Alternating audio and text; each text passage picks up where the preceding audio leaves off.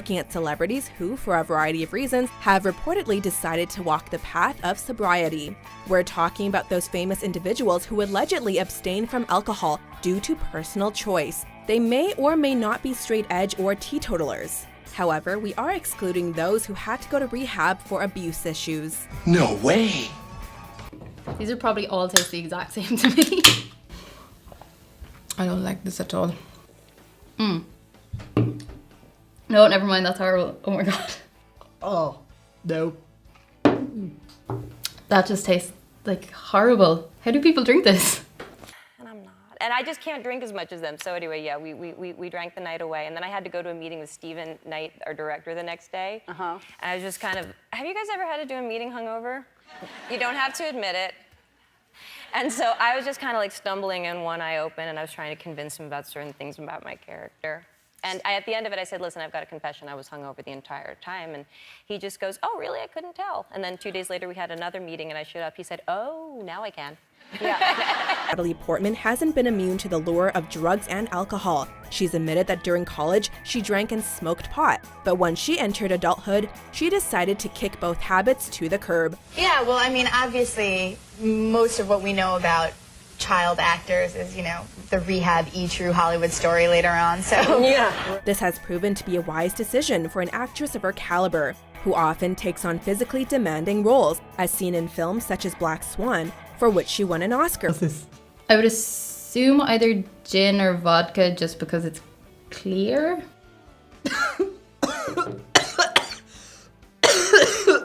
Wow. Oh my god. But it's strong. Oh. Between the other meeting. And then you quit drinking after that, right? I did. I quit drinking back in October. Like forever? For 18 years. I'm gonna stop drinking while my son's living in my house, just because I don't totally love the way I do it, and he's getting to an age where he really does need me all the time in the mornings. Wow. Yeah. I did one school run one day where I dropped him off at school. I wasn't driving, but I was hungover, and that was enough for me. I didn't love that one. Yeah. Another reason I don't want kids. Fane playing Serena Vanderwoodson on the teen drama series Gossip Girl in 2007. Come on, Serena. No, we have to get her in the shower. We have to keep her talking and awake. Come on. 121 episodes later, and she is now a full-fledged movie star, having appeared in films such as The Town and The Shallows, both of which were critically and commercially successful. Unlike many of the characters she's played, Lively is 100% clean and sober. You're alright. She's decided that drinking isn't something she needs in her life, and admits that she's never used drugs, a wise decision for a Hollywood star with 2 small children. Alcohol, I can really taste the alcohol taste from it. Oh, that burns. That kind of burning sensation in your throat. That's what I'm getting from the wine. That's actually burning every part of my tongue. They're very alcohol-y. I know that sounds silly, but it just, yeah. Ugh. I haven't been converted to drinking, but I can see why some people might enjoy it. You get used to the horrible taste and you get to enjoy the buzz. So, let them to their own.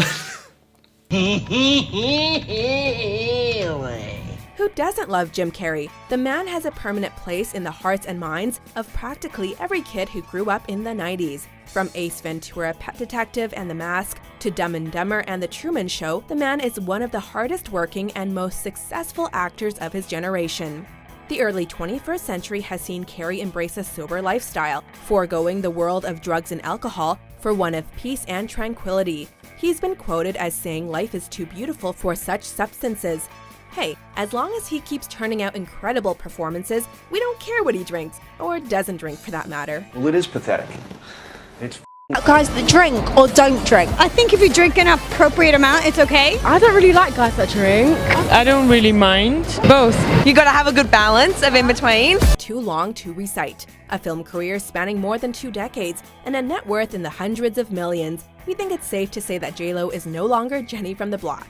She has spent years surrounded by some of the world's richest and most interesting individuals, often rubbing shoulders at awards shows and high society functions.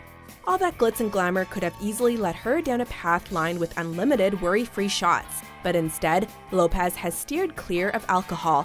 She believes it's bad for the skin, and for someone in her profession, that's reason enough. Maybe we'll see each other again. To have a couple of drinks. Good balance. You have to have a good balance. I think you have to have fun, but you also you have to know your limit. After work, I think it's a good solution to leave the stress out of you.